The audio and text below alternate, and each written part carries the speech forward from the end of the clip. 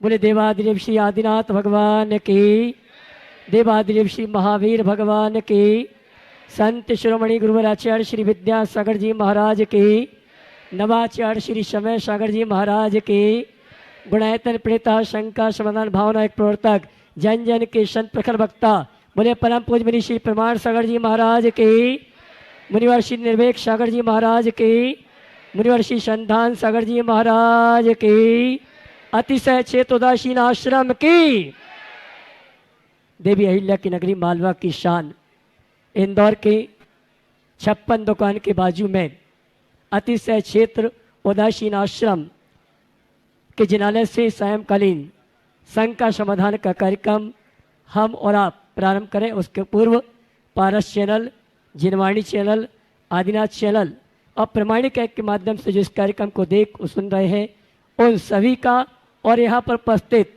समस्त श्रावक श्राविकाओं का दिगंबर जैन समाज उदासीन आश्रम ट्रस्ट और सभी त्यागी व्रती आपका हार्दिक अभिनंदन स्वागत करते हैं। आइए चलते हैं प्रतिदिन की भांति परम पूज मुनिवर के श्री चरण वंदन करते हुए आशीर्वाद प्राप्त करेंगे और निवेदन करेंगे संघ का समाधान के कार्यक्रम के लिए। दोनों हाथ जोड़ लेंगे और मेरे साथ दोहराएंगे, बोलेंगे हे मुनिवर नमोस्तु नमोस्तु नमोस्तु। और आइए गुरुवर के आशीर्वाद से हम और आप संघ का समाधान के कार्यक्रम में अपनी शंकाओं का समाधान गुरुमुख से प्राप्त करें। उसके पूर्व आप सभी से कहना चाहूँगा परम पूज मुनि श्री प्रमाण सागर जी महाराज की महती कृपा उदासीन आश्रम के त्यागी व्रतों को प्राप्त हुई और आज सायंकालीन संघ का समाधान के साथ साथ रात्रि विश्राम का अवसर भी हमें प्राप्त हुआ। और कल प्रातः काल की वेला में गुरुवर से निवेदन है आपके मुखाग्नि से शांति धारा के मंत्रों का वाचन भी हो, ये निवेदन पूरी समाज करती है। आइए हम और आप परम पूज मुनिवर से संघ का समाधान के कार्यक्रम के लिए निवेदन करें। उसके पूर्व मैं हमारे दिगंबर जैन उदासीन आश्रम ट्रस्ट के समस्त ट्रस्टियों को आमंत्रित करूंगा। आदरणीय अनिल भैया जी जो विगत कई वर्षों से हम सबकी व्यवस्थाओं में व्यवस्थित हैं, इनके लिए जोरदार तालियों का सम्मान करें। साथ ही अरविंद जी जो कि यहाँ के प्रबंधक हैं उनको भी आमंत्रित करूंगा। वे आए परम पूज मुनिवर के श्री चरण वंदन करते हुए आशीर्वाद प्राप्त करें। और विगत 23 वर्षों से गुरुवर तीर्थंकर वर्धमान कैलेंडर निकल रहा है, आज उसका विमोचन आपके सानिध्य में हो, ये आज्ञा आशीर्वाद आपसे चाहते हैं। आइए मैं आमंत्रित करूंगा श्रीमान अमित जी, आदित्य जी काशलीवाल जी, श्रीमती पुष्पा जी काशलीवाल, श्रीमान विकास जी, अनुपमा जी, ये सभी आ जावें और परम पूज मुनिवर के श्री चरण वंदन करते हुए आशीर्वाद प्राप्त करें और निवेदन करें। अभी तो एक रात्रि का प्रवास हमें मिला है।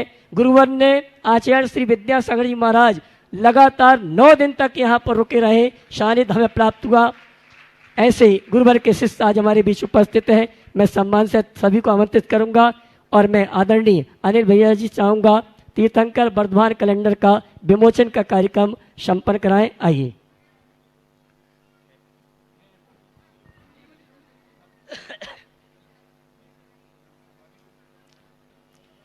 हाँ जी, और मैं ये कहना चाहूँगा आगामी 2 दिसंबर से 7 दिसंबर तक परम पूज मुनिवर के सानिध्य में 8 मंदिर के समाज जन पदाधिकारी एक मंदिर का पंचकर्णा करने के कृतिबद्ध हैं। और कल प्रातः काल की वेला में परम पूज मुनिवर यहाँ से बिहार करते हुए कनाडिया रोड पहुँचेंगे। वहाँ से भव्य आगवानी शोभा यात्रा निकाली जाएगी जो बंगाली चौराहे से होते हुए वैभव नगर पहुँचेगी और वहाँ धर्म सभा के रूप में परिवर्तित होगी। और 2 तारीख से ऐतिहासिक पंचकर्णा का महामहोत्सव है और उसकी पूरी कमान हमारे नितिन भैया ने संभाली है। मैं सम्मान सहित आमंत्रित करूंगा। गुरुवर का आशीर्वाद,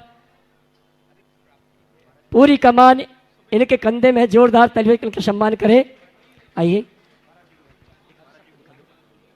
और आइए संघ का समाधान के कार्यक्रम के लिए मैं निवेदन करूंगा परम पूज मुनिवर संधान सागर जी महाराज से दोनों हाथ उठा के जयकारा लगाएंगे। बोले परम पूज मुनि श्री प्रमाण सागर जी महाराज की।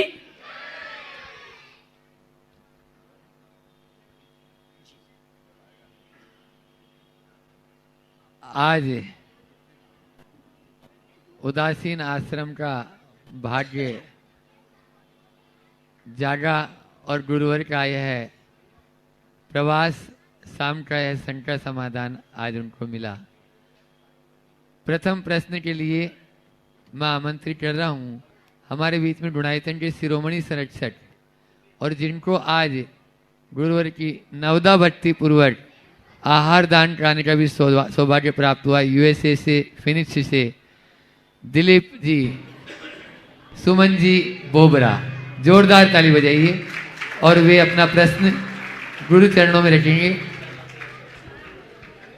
डॉक्टर दिलीप जी, सुमन जी बोबरा, और उसके बाद में तैयार रहेंगे भारती कासलीवाल, जो उदासीन यहाँ अखिल भारतीय दिगंबर दल महिला संगठन की उपाध्यक्ष हैं, उदासीन आश्रम से। पूरी महिला संगठन के साथ में भारती कासलीवाल अपना प्रश्न करेंगे। हाँ, बढ़ परिवार और बोबरा परिवार दोनों। नमोस्तु नमोस्तु नमोस्तु।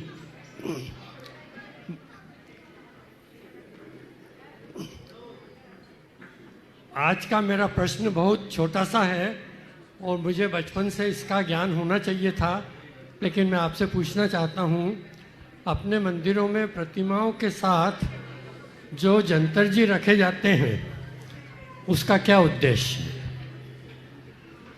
बहुत अच्छा सवाल है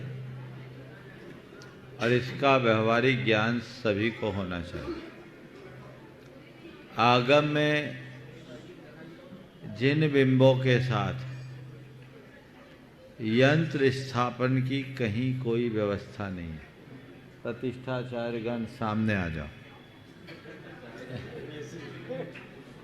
यंत्र की प्रतिष्ठा में उपयोगिता है।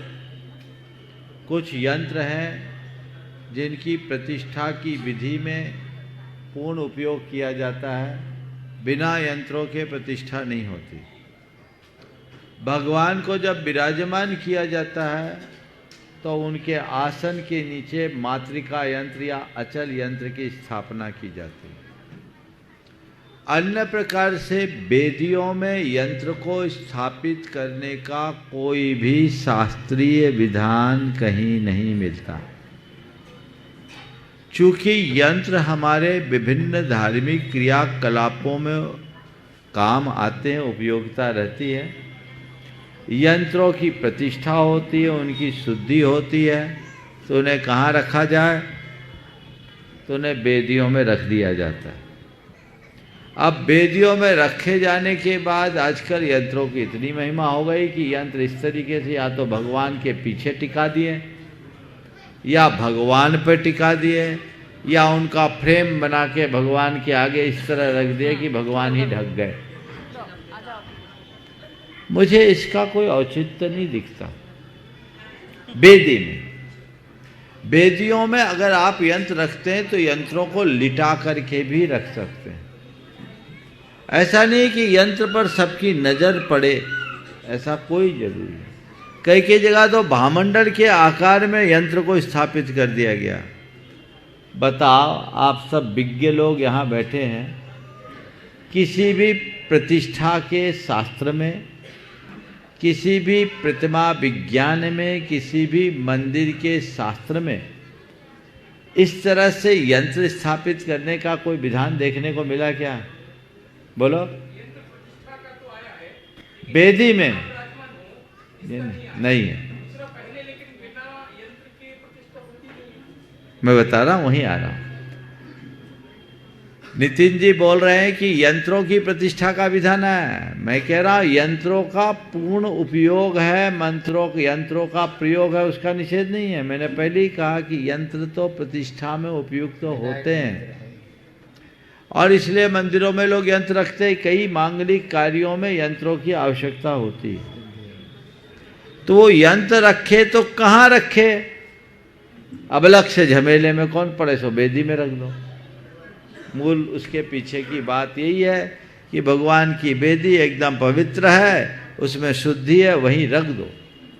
तो मैं यंत्र रखने का निषेध नहीं कर रहा, पर मैं ये कह रहा हूं कि यंत्रों को इतना प्रमुख बनाना उचित नहीं है। साक्षात भगवान विराजमान है। यंत्र रखिए, इस तरीके से रखिए कि जिनबिंब उससे ढके नहीं। भगवान को यंत्र का टेका न बनाओ और भगवान से यंत्र को न टिकाओ। भामंडल लगाना है तो भामंडल लगाओ, यंत्र क्यों लगाओ? वेदियों में यंत्र रखना है तो एक आसन पर यंत्र रख दो या अलग से भी रख दो। भगवान ढकने नहीं चाहिए। और यंत्र के लिए सिंहासन भी जरूरी नहीं है, वेदी में विराजमान कर दो। कई जगह ये देखने में आता है भगवान तो ऐसे विराज दिए, यंत्र सिंहासन में। आप देख लो, होता है ना। तो ये सब चीजें चले आ रही परंपरा है। आपको जैसे करना आप करिए, लेकिन इसके औचित्य पर विचार करना। यंत्र का निषेध करना भी उचित नहीं है और यंत्रों का अतिरेक भी उचित नहीं है।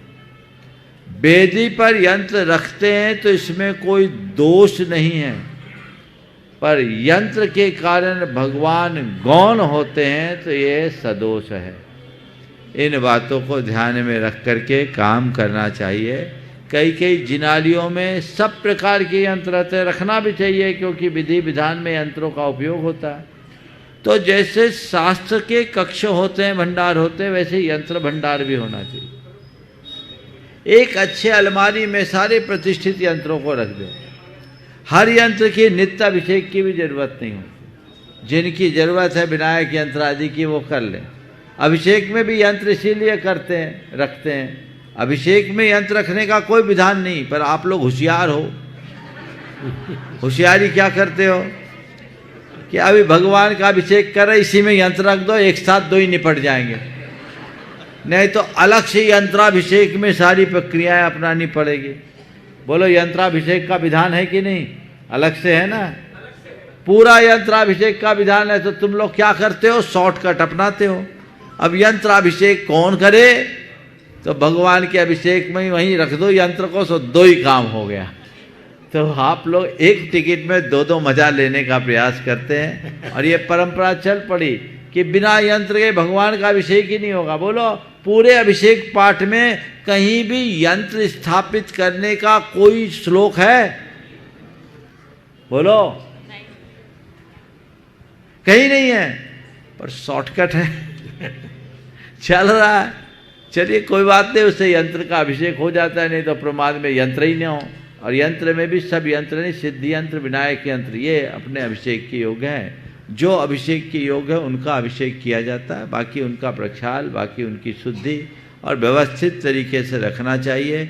जरूरत से ज़्यादा यंत्र नहीं रखना चाहिए, यंत्रों का अतिरेक भी नहीं होना चाहिए। नमोस्तु, नमोस्तु। हाँ, देखिए ऐसा बता रहे महाराज जी, मुझे तो ध्यान नहीं है कि इस जिनालय में यंत्र की पृथक वेदी है। ये बहुत अनुकरणीय कार्य है, ऐसा ही होना चाहिए। और मुझे लगता है ये काम पंडित नाथूलाल जी के ज़माने से होगा, तो आप लोगों ने करा है। हाँ, अनिल भैया ने बहुत बहुत, एक बार अनिल भैया के लिए साधुवाद दे दीजिए। चलिए ठीक है। भारती काशलीवाल जो उपाध्यक्ष हैं अखिल भारतीय दिगंबर जैन महिला संगठन की, अपने संगठन के साथ में कोई प्रश्न कर रही हैं, और उसके बाद में तैयार रहेंगे पुष्पा जी काशलीवाल इंदौर। त्रय मुनि राजों के चरणों में नमोस्तु नमोस्तु नमोस्तु। सभी क्षुल्लक महाराजाओं को इच्छामि इच्छामि इच्छामि। महाराज श्री कहते हैं कि स्त्री पर्याय की सार्थकता तभी है जब वो संतति को जन्म दे और माँ बनने का गौरव प्राप्त करे, और उसकी सर्वोत्तम अवस्था है कि वो एक तीन लोक के नाथ तीर्थंकर भगवान को जन्म दे। वही जब वो भगवान को जन्म देती है तो संसार का सर्वोच्च उपहार उन्हें प्राप्त होता है। वर्तमान में अभी जो 2 तारीख से 7 तारीख तक पंच कल्याण चल रहा है, उसमें जिन सौभाग्यशाली दंपतियों को माता पिता बनने का सौभाग्य प्राप्त हुआ है, उनकी अभी जगह जगह खूब धूमधाम से उत्साहपूर्वक गोद भराई का कार्य चल रहा है। तो मेरा इसी संबंध में एक प्रश्न है जिसके 4 पॉइंट है कि बोलिए बोलिए। गोद भराई का क्या महत्व है, उसे किस विधि से भरना चाहिए, किस भावना के साथ भरना चाहिए, और जब गोद भराई के पश्चात माता वापस कुछ सामग्री उनकी आंचल में डालती है तो उसका क्या महत्व है? और यह प्रश्न महाराज जी सभी युवा पीढ़ी के मन में है, जिसका आप पूरा विस्तार सहित उत्तर दें। देखिए, भगवान को जन्म देने वाली माँ लोक में सबसे उत्तम होती है, वो लोकोत्तम। आचार्य कुंद मानतुंग ने स्पष्ट लिखा, नान्या सुतम तदुपमम जननी प्रसूता। इसलिए उस महिमा को तो हम कतई नकार नहीं सकते। लेकिन अब माता पिता बने हैं, उनका स्वागत सत्कार, गोद भराई आदि की जो प्रक्रियाएं हैं, ये एक प्रकार की प्रभावना है। इससे भाव विशुद्धि भी बढ़ती है। सामने वाले व्यक्ति को इस बात का एहसास होता है कि मैं किस भूमिका पे पहुंच रहा हूं, मैं किस भूमिका को निभा रहा हूं, ये इसका एहसास उसे होता है और तब उसका परिणाम मिलता है। उसको भी विशुद्धि बढ़ती है, लोगों की भी विशुद्धि बढ़ती है। नहीं तो माँ बाप बन गए, बनाने के बाद आप उनका स्वागत सत्कार करते हैं। ये गोद भराई तो अभी उसका स्वागत है जी। बाद में सीमंतनी क्रिया का वर्णन आगम में आता है, जो गर्भ कल्याणक के बाद होता है। जब माँ गर्भ धारण करती है तो सीमंतनी क्रिया होती है, जिसको आप लोग 8वां पूजने की बात करते हैं। तो वो क्रियाएं आगम में हैं और उसमें महिलाएं जो लोक व्यवहार में करती वो सब करते हैं। पंच कल्याणक को एक केवल क्रिया न बनाकर उसे जीवंतता प्रदान करने की चेष्टा होती, और इसलिए उसमें ये सारे कार्यक्रम जोड़े जाते हैं जिससे उसमें जीवंतता प्रकट हो सके। तो ये उसका ही रूप है। तो ये केवल प्रभावना है। आगम में ऐसा नहीं लिखा कि कोई माता पिता बने तो उसका तुम रोज गोद भराई का कार्यक्रम करो, पर सब चीज़ें लिखी नहीं जाती, कुछ चीज़ें व्यवहार में स्वतः आ जाती। ये तो सहज प्रभावना है। अरे तुम महाभाग्यशाली हो, तुम्हें ये अवसर मिला, हम ये अवसर नहीं पा पाए, तुम्हारा सत्कार करके ही हम धन्य हो जाएंगे। किसी व्यक्ति के अच्छे कार्य की अनुमोदना से भी पुण्य का उपार्जन होता है। तो ऐसा जो ये कार्य है, ये पुण्योपार्जन का हेतु है, इसमें लाभ है, सोचना नहीं चाहिए। और इन्हीं को देखकर फिर कईयों के मन में भी आता है, काश हम भी बन जाते। अभी भी आ रहा है, कई लोग तो कह रहे हम चूक गए, हो जाता तो बहुत अच्छा होता। अब तो जिसका योग होता है वही होता है, तो कई चीज़ें ऐसी हो जाती। तो ये एक प्रभावना है। रहा सवाल उस सामग्री का, वो क्या करे। आप किसी को भेंट कर दिए कोई चीज़, तो वो किसकी हुई? उसकी हुई। पर महर्षि वो वापस झोली में कुछ डालते हैं कि प्रसाद रूप में। जो बोल रहा हूँ सुनो तो पहले, आपने जो उनको दिया जी, वो किसका हुआ? उन्हीं का। अब वो उसका जो चाहे उसमें से आपको दे, दूसरों को दे, खुद रखे, कुछ करे, वो उसकी बात है। वो माल अब उसका हो गया, आपका नहीं। समझ गए? हालांकि ज़्यादातर लोग ऐसे द्रव्य का सदव्यय करते हैं, दान धर्म के कार्यों में लगाते हैं, पारमार्थिक कार्यों में लगाते हैं, पर वह उनकी स्वेच्छा है, उसमें उन्हें बाध्य नहीं किया जा सकता कि ऐसा करें। वो तो ठीक है महर्षि, पर जो सामग्री हमें वापस प्राप्त हुई है उसका हम क्या करें? उसका आपको कोई गिफ्ट देता है, आप क्या करते हैं? वो रिटर्न गिफ्ट मान लो, वो रिटर्न गिफ्ट है, खा पी सकते, कोई दिक्कत नहीं। वो आपका, वो निर्माल्य नहीं, वो आपका माल है। अच्छा, चलिए। पुष्पा जी कासलीवाल इंदौर, वे अपना प्रश्न कर रही हैं। और उसके बाद में सुधीर निवेदिता जी जैन दोहा कतर, जो डोनाइतन के ट्रस्टी हैं, वे अपना प्रश्न करेंगे।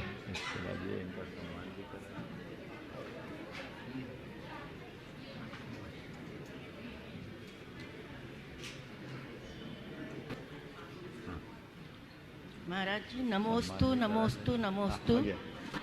दोनों का सम्मान करा, तुम ही करा दो। और सभी शुल्लक जी को इच्छामी इच्छामी इच्छामी। इस आश्रम के अभय जी, अनिल जी और सभी जितने ब्रह्मचारी लोग हैं उन सबको जय जिनेन। हमारी श्राविका आश्रम की सभी बहनों को भी जय जिनेन। महाराज जी हम जिस भी मंदिर में जाते हैं वहाँ 3 प्रकार की प्रतिमाएं रहती है। एक तो मूल नायक होती है, एक विधि नायक होती है और अन्य कई प्रतिमाएं विराजमान होती है। तो कैसे सबको जो हम विराजमान करते हैं तो अलग अलग पुण्य होता है या एक सा ही सब में हमको? देखो, हम अगर सबका एक सा पुण्य बता देंगे तो आप लोगों को मज़ा नहीं आए। इसलिए हम कहते हैं प्रतिमा विराजमान करने का पुण्य होता है, इसमें तो कोई संशय नहीं। अब प्रतिमा विराजमान करने के बाद विशेष प्रतिमा के विराजमान करने का विशेष भाव होता है कि नहीं?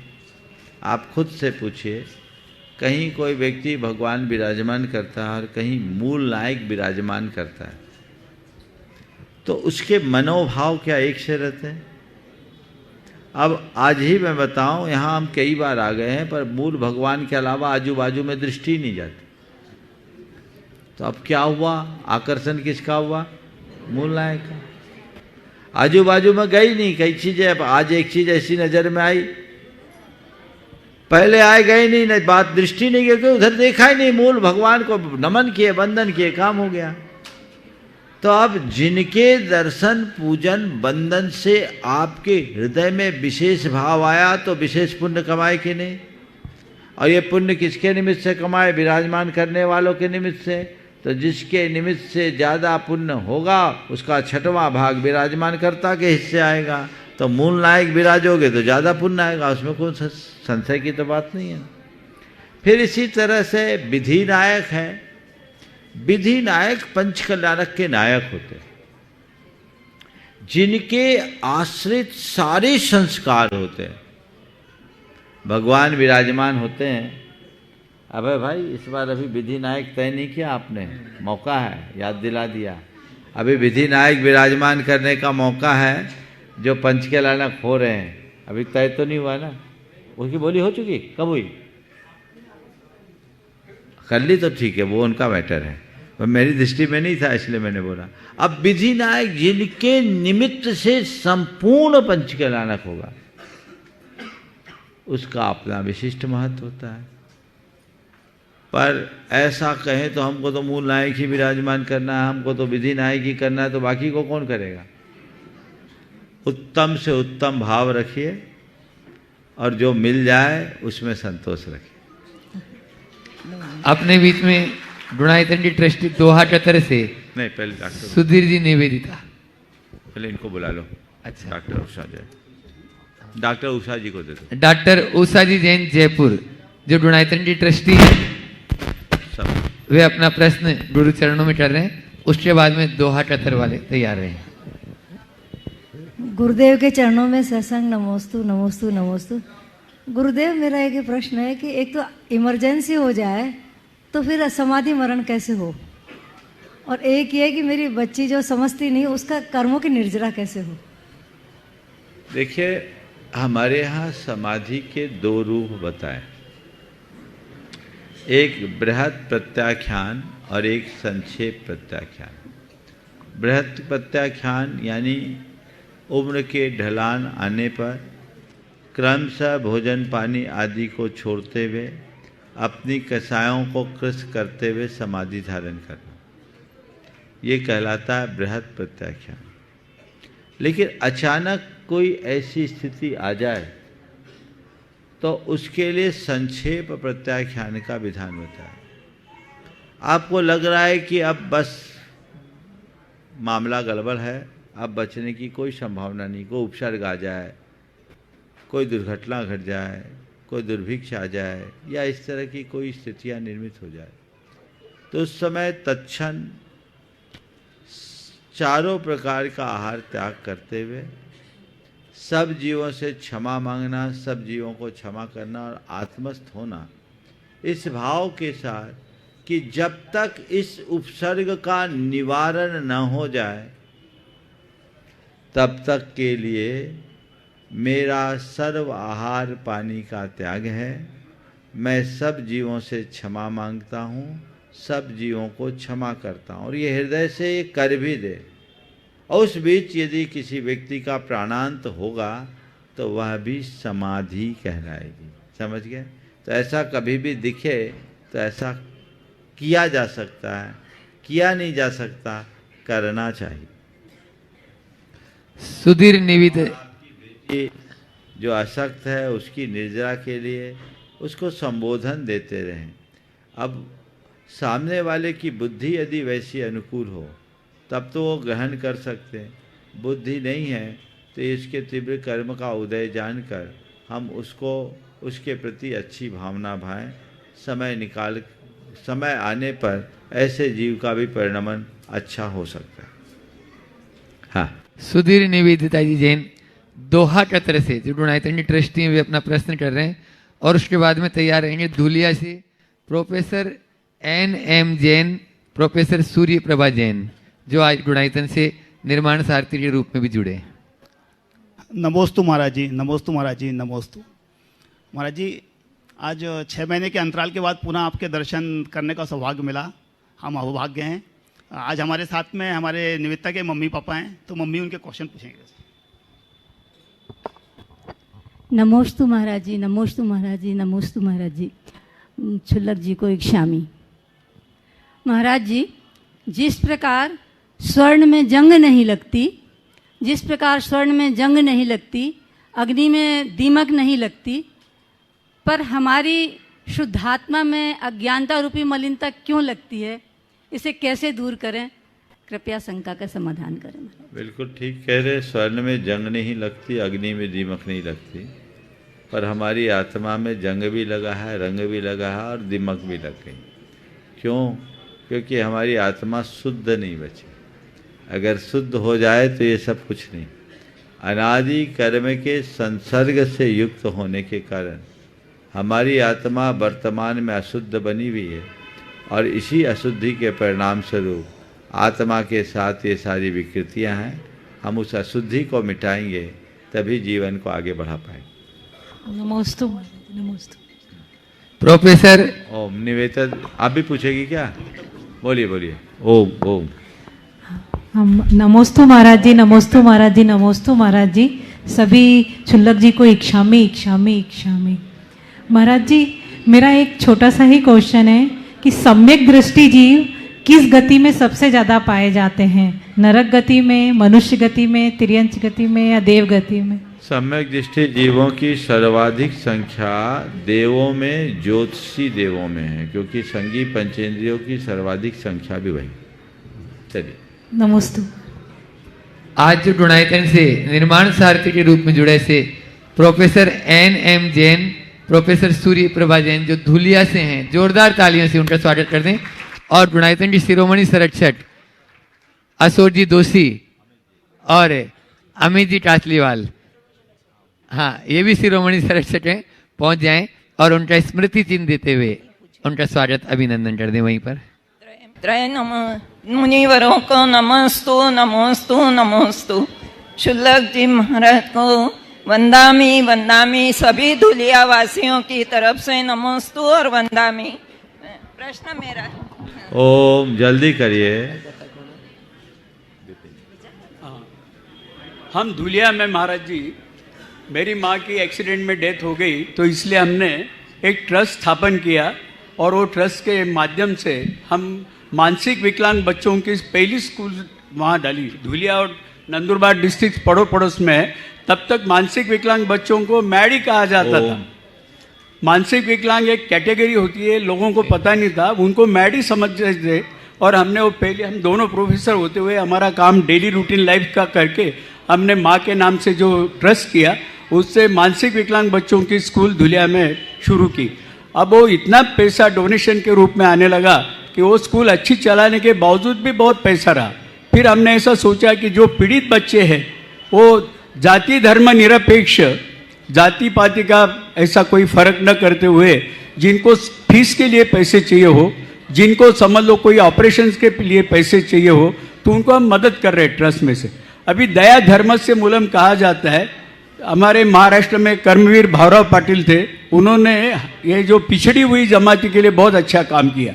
तो ये करने में कोई पाप है क्या कि जाए अपने प्रायोरिटी जैन बच्चों को देनी चाहिए? देखिए, बहुत अच्छा काम आप कर रहे हैं और मेरा आशीर्वाद है कि आप काम करते हैं। जहाँ तक सवाल है हम किनको करें, तो मानवता की सेवा करना हमारा कर्तव्य है, मानवता की सेवा करें।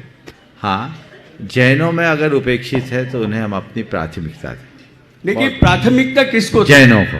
जैनों को आशीर्वाद भी दीजिए। बहुत सुंदर। हाँ, आज जो गुणायतन से ट्रस्टी के रूप में जुड़े हैं ललित जी बाटलीवाल इंदौर परिवार, एक बार जोरदार ताली कर दी। यहाँ पे उपस्थित हैं ललित जी बाटलीवाल परिवार, आ जाए पूरा परिवार यहाँ पर, और वो प्रश्न भी करेंगे। और उनके सम्मान के लिए मैं आमंत्रित कर रहा हूँ अपने बीच में योगेंद्र जी सेठी शिरोमणि संरक्षक गुणायतन और विपिन जी जैन कोलकाता अपने बीच में हैं, वे आएंगे और आज जो गुणायतन से संस्थापक सदस्य के रूप में जुड़े हैं उनका अभिनंदन करेंगे। हाँ, पहले पूरे परिवार का अभिनंदन कर लें। आगे आ जाए। ललित जी बाटलीवाल जो रेस कोर्स रोड, हाँ यहीं पर रहते हैं। बोलना हाँ, दो इनको प्रश्न के लिए। हाँ, बोलो बोलो। ललित जी बाटलीवाल अपना प्रश्न कर रहे हैं जो आज संस्थापक सदस्य के रूप में गुणायतन से जुड़े हैं, और उसके बाद में तैयार रहेंगी अपने समूह शरण आश्रम की सभी बहनें एक प्रश्न करेंगी। महाराज जी, मेरे मन में कई दिनों से एक प्रश्न है। कई पंडित जी काल सर्प दोष को लेकर वास्तु दोष बताते हैं और गुमराह करते हैं। उसकी वजह से कई मकान दुकान अपना तोड़ देते हैं, तो क्या यह उचित है? देखिए, आपका दो सवाल, एक काल सर्प और एक वास्तु सर्प दोष। काल सर्प के संदर्भ में मैंने, थोड़ा ध्यान से सुनो, काल सर्प के संदर्भ में मैंने अनेक बार प्रकाश डाला। सबसे मजे की बात तो यह है कि ज्योतिष के किसी भी मान्य ग्रंथ में काल सर्प नाम का कोई योग ही नहीं है। ये सब आज के पंडितों का ढकोसला है। मैंने बहुत पहले, आज से 20 बरस पहले, के.एन. राव का एक लेख पढ़ा था। उसका शीर्षक था कुरीतियां तो आई है ज्योतिष में।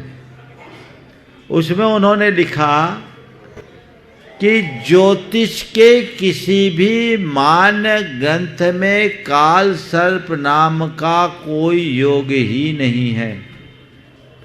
इसे आज से 35 वर्ष पूर्व किसी विद्वान ने इजाद किया।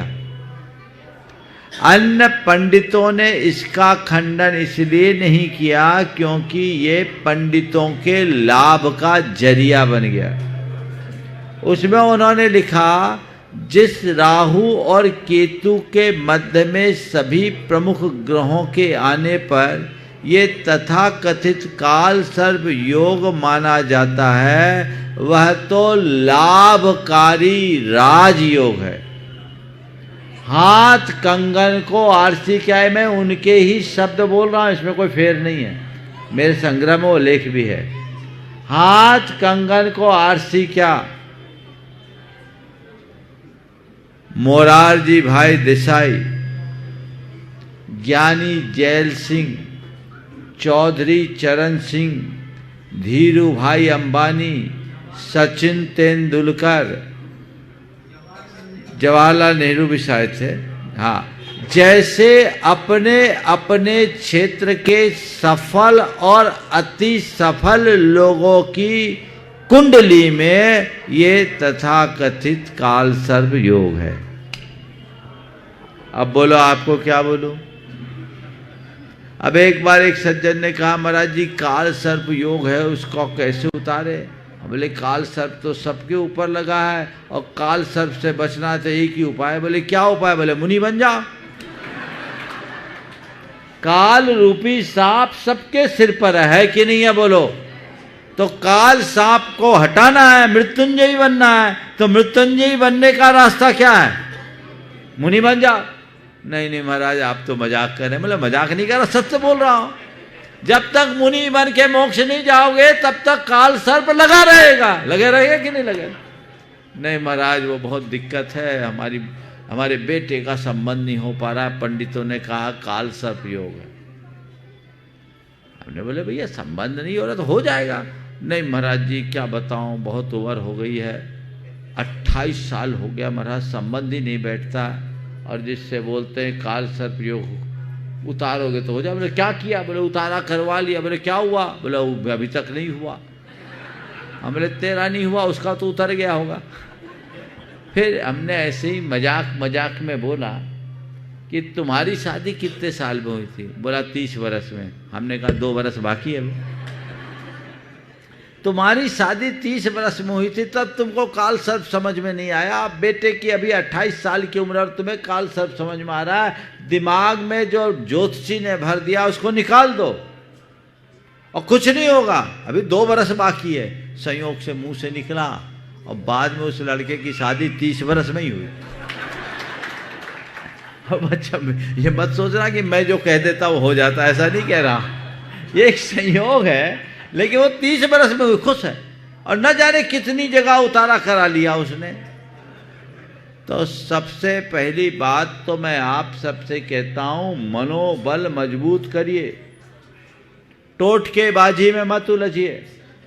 आज सबसे बड़ी विचित्रता मुझे दिखती है कि जैन तत्व ज्ञान को लोग भूलकर कर्म कांडों में उलझ रहे हैं। ये थोथे कर्मकांड धर्म नहीं है। जैन धर्म विशुद्ध तत्व प्रधान धर्म है, अध्यात्म प्रधान धर्म है। उस आध्यात्मिकता को आत्मसात रख करके चलिए, कर्म सिद्धांत पर विश्वास और भरोसा रख करके चलिए तो कहीं कठिनाई नहीं होगी। और यदि इनको आप भूल जाएंगे, इन्हें उपेक्षित करेंगे तो कहीं ठीक नहीं होगा। इसी तरह वास्तु भी है। वास्तु कुछ नहीं होता ये कथन भी गलत है, और वास्तु ही सब कुछ होता है ये कथन भी गलत है। द्रव्य क्षेत्र काल भाव में क्षेत्र की शुद्धि का नाम वास्तु है, लेकिन केवल क्षेत्र की शुद्धि से काम नहीं होगा, उसमें द्रव्य काल भाव भी हो। वास्तु के संदर्भ में एक वाक्य में मैं कहूँगा, नया निर्माण करना है तो वास्तु के हिसाब से करो, और पुराना हो और उसमें वास्तु वाले की बात आए तो पंडित को या वास्तुविद को तब तक न दिखाओ जब तक पूरा मिटा के बनाने की हैसियत ना हो। नहीं तो दिमाग में कीड़ा काटता रहेगा, दिमाग में कीड़ा काटता रहेगा और बातें धरी रह जाएगी। यही सब वास्तु वास्तु वास्तु वास्तु गौण है, वास्तविकता मुख्य है, इसे ध्यान रख के चलो। हाँ। समोसरण आश्रम की सभी बहनें यहाँ पर, सभी दीदियाँ, एक प्रश्न दीदी कर रही हैं। सविता हाँ करो जल्दी, एक साथ सब खड़े हो जाए, एक साथ सभी दीदियाँ एक साथ खड़ी हो जाएं। और उसके बाद में चाहूँगा कि आज जिस स्थान पर यह संकट समाधान अभी चल रहा है, ऐसे इस उदासीन आश्रम के साधक जन यहाँ पर जो है पूरे ब्रह्मचारी भैया जन एक प्रश्न सुनील भैया के नेतृत्व में करेंगे। सुनील भैया करेंगे और साथ में अधिष्ठाता अनिल भैया तो रहेंगे। अभय भैया भी यहाँ पर ही हैं, वो भी यहीं रहते हैं। जितना गुरु आदेश हो वैसा करेंगे। तीनों महाराज श्रियों को नमोस्तु। सभी छुल्लक जी महाराज जी को इच्छामी। महाराज श्री, हमारा प्रश्न ये है कि धर्म जीवन बीमा की तरह नहीं है, धर्म जीवन बीमा की तरह नहीं है जिसको उपयोग इस्तेमाल करे फिर उपयोग करे। धर्म तो धर्म वॉशिंग पाउडर की तरह नहीं है जिसका इस्तेमाल करे फिर उपयोग करे। धर्म तो जीवन बीमा की तरह है कि जीवन के साथ भी और जीवन के बाद भी। तो किस तरह से हम अपने धर्म को अपने जीवन में उतारें, जिससे हमारा मन देवशास्त्र गुरु के चरणों में लगा रहे। आपने पूछा हम धर्म को अपने जीवन में किस तरह से उतारे कि हमारा मन देव शास्त्र और गुरु के प्रति जीवन भर लगा रहे। देखो, एक ही पंक्ति में मैं कहूँगा, अपने मन को रुई के फोहे की तरह बना लो। क्या बना लो? रुई, रुई होता है ना, रुई का फोहा पानी में डालो, वो रग रग में पानी को बसा लेता है। जब तक रुई निचोड़ो नहीं तब तक पानी बना रहता है। बस जब भी हम धर्म का रसपान करें, हृदय में धारण कर ले, हमारा जीवन अपने आप धर्म में बना रहे। बस देखिए, उदासीन आश्रम के सभी ब्रह्मचारी भैयागण और प्रश्न कर रहे हैं सुनील भैया, और उसके बाद में तैयार रहेंगी चंद्रकला जी पाटनी, रांची, मंत्री गुणाईतन। मंचासीन सभी गुरु के चरणों में नमोस्तु नमोस्तु नमोस्तु। महाराज जी, मेरी शंका है, जब तीर्थंकर भगवान का समोसन लगता है तो तीर्थंकर भगवान के समोसन में गणधर होते हैं, तो गणधर की संख्या भी काफ़ी होती है। जैसे आदिनाथ भगवान के 84 थे, सुमनाथ भगवान के 16 थे। तो मेरे मन में शंका, महाराज जी, जो गणधर परमेष्ठी होते हैं, इनका आहार निहार होता या नहीं? दूसरी बात, ये सभी गणधर उसी भाव से मोक्ष जाते हैं क्या? बहुत अच्छा सवाल। देखिए, गणधरों के विषय में यद्यपि स्पष्टतया कोई उल्लेख देखने को नहीं मिलता, पर आगम में जितनी बातें उल्लिखित है उसके हिसाब से दो बातें उससे अनुगुंजित होती। गणधरों को एक तो दीप्त तप रिद्धि होती। दीप्त तप रिद्धि के प्रभाव से धौला में ऐसा लिखा है, सब काल उपवास संतेपि, पूरे जीवन पर्यंत उपवास करते रहने के बाद भी शरीर का तेज बढ़ता ही जाता है, इसलिए उन्हें आहार की आवश्यकता नहीं पड़ती। तद्भव मोक्षगामित्व का जहाँ तक सवाल है, सभी गणधरों को विपुल मति मनः पर्यय ज्ञान होता है, और विपुल मति मनः पर्यय ज्ञान तद्भव मोक्षगामी को ही होता है। इस आधार पर ये कहा जा सकता है कि सभी गणधर आहार नहीं करते और तद्भव मोक्षगामी होते हैं। निहार के संदर्भ में अभी कोई स्पष्ट अवधारणा नहीं। नमस्ते गुरुवर, नमस्ते गुरुवर। अनिल, अनिल, हाँ जी, अधिष्ठाता इस पूरे आश्रम के अनिल भैया जी, वेट प्रेम महाराज श्री को नमोस्तु। महाराज जी, पंच कल्याणक प्रतिष्ठाओं में कुछ विसंगतियां देखने को आती हैं, और वो कैसे दूर की जा सके, शायद इस मंच से वो संदेश जाए। एक विसंगति थी कि नैन उन्मीलन में काजल लगाते थे, लेकिन आगम में कहीं उल्लेख नहीं है कि काजल लगाया जाए। केसर की, सोने की सलाई के द्वारा ही नैन उन्मीलन होता है, लेकिन वो बंद हो गई है। नितिन भाई कहेंगे, हमने निवेदन किया तो वो बंद हो गई। साथ में खड़े हो आ जाओ। लेकिन जैसे कि ब्राह्मी सुंदरी को एक कहा जाता है मंच से कि उनके पिता को सिर झुकाना पड़ेगा, ये आगम में कहीं उल्लेख नहीं मिलता है। और यहाँ तो परंपरा ये है कि बेटी भी पिता के पैर पड़ती है और दामाद भी पड़ता है। ये परंपरा कहाँ से आई? कि मात्र इसलिए उन्हें दीक्षा ली, वैराग्य नहीं था क्या उनके पास? पिता को सिर झुकाना पड़ेगा इसलिए हम दीक्षा लें। एक विसंगति है, अगर ये दूर हो सके तो इन मंचों से ऐसा ना कहा जाए। ओ, ऐसा है, ये सवाल आपने ऐसा किया है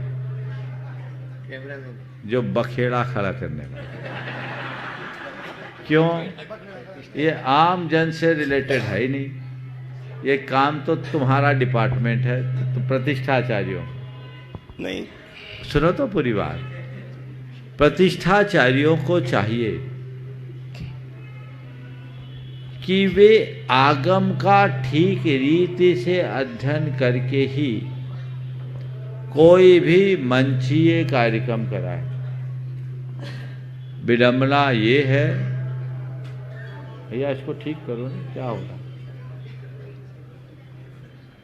विडंबना ये है कि प्रतिष्ठाचार्यों को समय रहता नहीं और कई बार कई ऐसे परिदृश्य उभर जाते हैं जिसमें बड़ा हल्कापन दिखता है।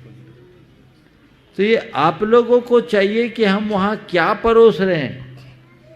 मनोरंजन के नाम पर कुछ भी कहना ठीक नहीं है, इस पर समीक्षा होनी चाहिए।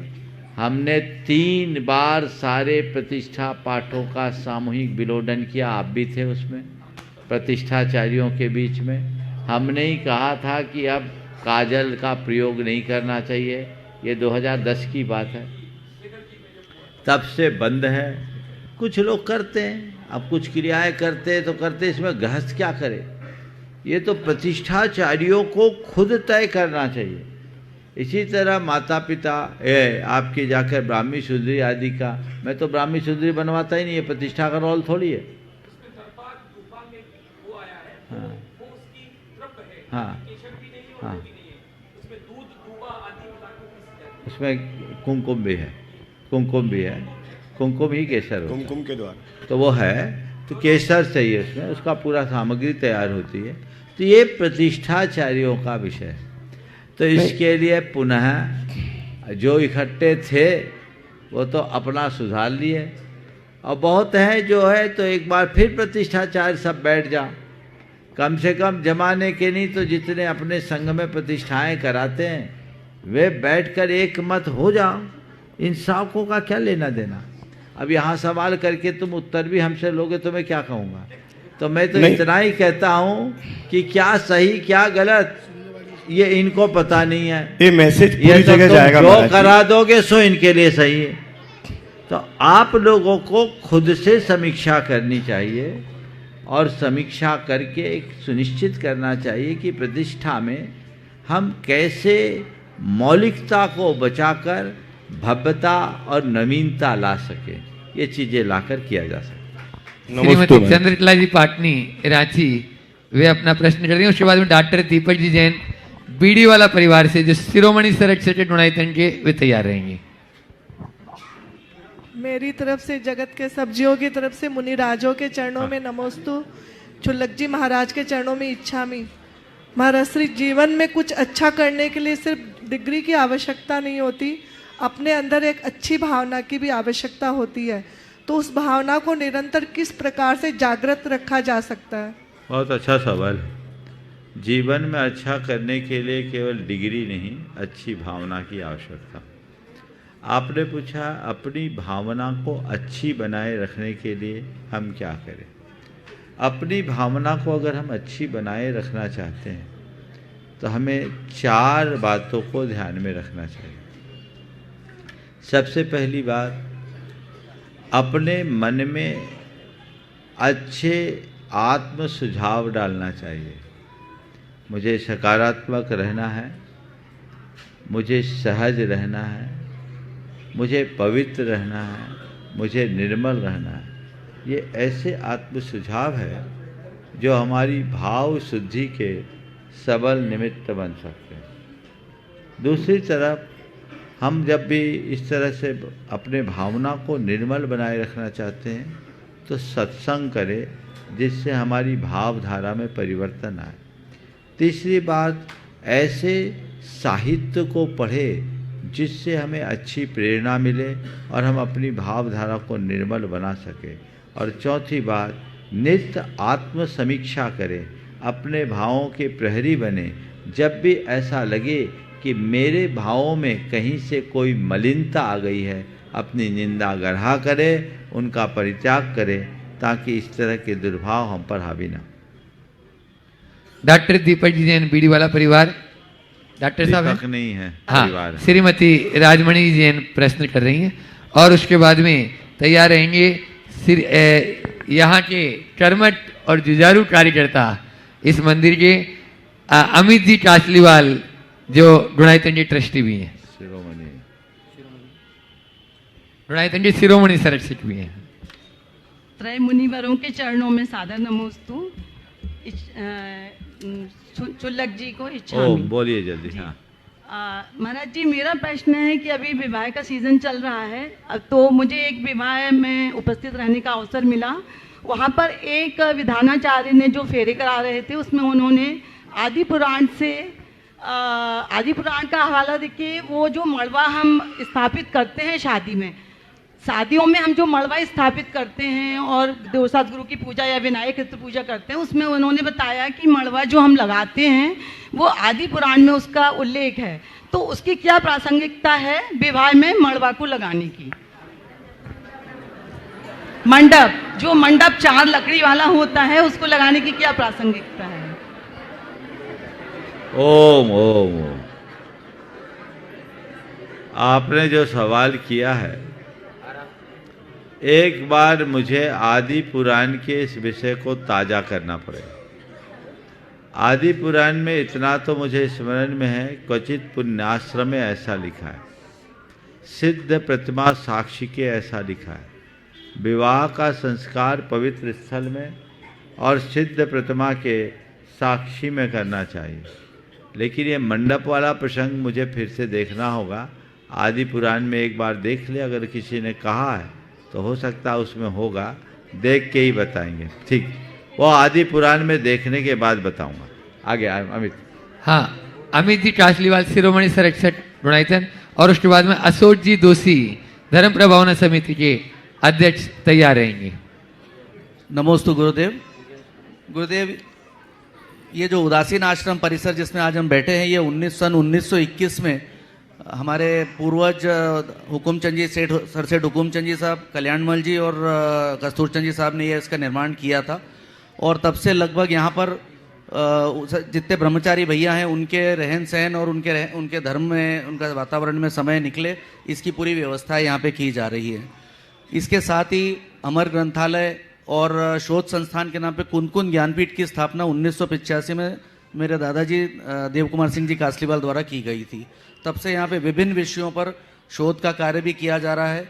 कुछ समय से ये कुछ गतिविधियाँ चलती रही, फिर कुछ कोरोना काल में बंद हुई और उसके बाद दोबारा हमने इसको शुरू किया है। और प्राकृत की क्लासेज यहाँ पे ऑनलाइन नियमित रूप से चल रही हैं। साथ ही भूवलय ग्रंथ, एक जो शोध का विषय है, उस पर यहाँ पे निरंतर कार्य किया जा रहा है। मेरे साथ में इंजीनियर अनिल जी जैन और डॉक्टर संगीता मेहता हैं जो ये कार्य को आगे बढ़ा रही हैं। अरविंद जी हैं जो इस पूरे कार्य को देख रहे हैं। गुरुदेव, जो भूवलय ग्रंथ है, ये 9वीं शताब्दी में इस ग्रंथ का लिखा गया था और ये करीब 50 साल 70 साल पहले इस ग्रंथ को पंडित यल्लप्पा शास्त्री ने इसका डिकोड करना चालू किया था। गुरुदेव, इस कार्य में हमें आपका मार्गदर्शन चाहिए और मुझे थोड़ा इनको उपदेशित कीजिए कि हम इसको कैसे आगे बढ़ा सकें। देखिए, भूवलय आज के ज़माने में एक आश्चर्य, आचार्य कुमुदेन्दु द्वारा विरचित ये ग्रंथ, जिसके अर्थ को समझना ही एक बहुत बड़ी पहेली। ये बड़ी अच्छी बात है कि इसको आज की टेक्नोलॉजी का उपयोग करके पूरी तरह डिकोड करने का प्रयास किया जा रहा है। विगत दिनों जब मैं आया था, मैंने उसे देखा, काफ़ी अर्थ में आप लोगों ने सफलता पाई है, लेकिन अभी इसमें और प्रयास की ज़रूरत है। और मुझे लगता है जिस दिन ये पूरी तरह डिकोड हो जाएगा, उस दिन हमें कई नए अर्थ की निष्पत्तियाँ देगी। सबसे पहले तो आचार्य कुमुदेन्दु की प्रतिभा को सब प्रणाम करें कि कितनी विलक्षणता उनके अंदर थी, जो इस तरह से श्लोकों की रचना की जिसमें जिधर देखो उधर से अर्थ निकलते हैं। वो अपने आप में आश्चर्य है। आप लोग ये डिकोड करने का कार्यक्रम कर रहे हैं, मेरा बहुत आशीर्वाद है कि इसे आगे बढ़ाएं। और मैं पूरे समाज से कहता हूँ कि हम अपना थोड़ा समय जैन धर्म और जैन संस्कृति के प्रचार प्रसार में लगाएं। जैन साहित्य के अध्ययन, अनुशीलन और शोध के लिए अपना समय निकालें। आज बहुत कम लोग हैं जिनकी इस तरह की कोई रुचि है। आप फालतू सोशल मीडिया में अपना घंटों बर्बाद कर देते हैं जिसका कोई अर्थ नहीं। यदि उस प्रतिभा को ऐसे रचनात्मक कार्य में नियोजित करे तो बहुत अच्छा काम हो सकता है। आज मेरे पास संगीता जी और निरुपमा जी आई थी। ये लोग अनुपमा ये रिसर्च करी है और करा रही हैं और चाहते हैं कि लोग आगे आए। आप लोगों से भी मैं कहता हूँ, खासकर महिलाओं से, यहाँ पर अहिल्या देवी विश्वविद्यालय से आप संस्कृत में, जैन दर्शन में, प्राकृत में एमए करें और शोध खोज करें ताकि जैन धर्म को आप बढ़ावा दे सके, जैन संस्कृति को आगे बढ़ा सके। निश्चित सर सेठ हुकुमचंद जी काशलीवाल और उनके पूरे भ्राता बंधुओं की ये दूरदर्शी सोच थी कि आज इतनी बड़ी धरोहर उनने समाज को दी है, चाहे उदासीन आश्रम के रूप में हो, चाहे आपके जाकर के श्राविका आश्रम के रूप में। इंदौर जैसे शहर में इतने बड़ी धरोहर सौंपना आज समाज के लिए सोचना भी बहुत बड़ा विषय है। उनने अपनी दूरदर्शिता से जो काम किया है, हम लोगों की ये जिम्मेदारी है, हम उनके भावों को साकार करते हुए जिन शासन को आगे बढ़ाएं, यही हमारा आशीर्वाद है। समय आप सबका पूर्ण हो गया है। कल प्रातःकाल कितना बचा है? हो गया। कल प्रातःकाल हाँ यहाँ से 7:15 कितने दूर है? 5 किलोमीटर है ना? 4 7:30 पे यहाँ से निकलेंगे और हम लोग वहाँ पहुँचेंगे। शांति धारा हो जाएगी। बोलिए परम पूज्य आचार्य गुरुवर श्री विद्यासागर जी महाराज।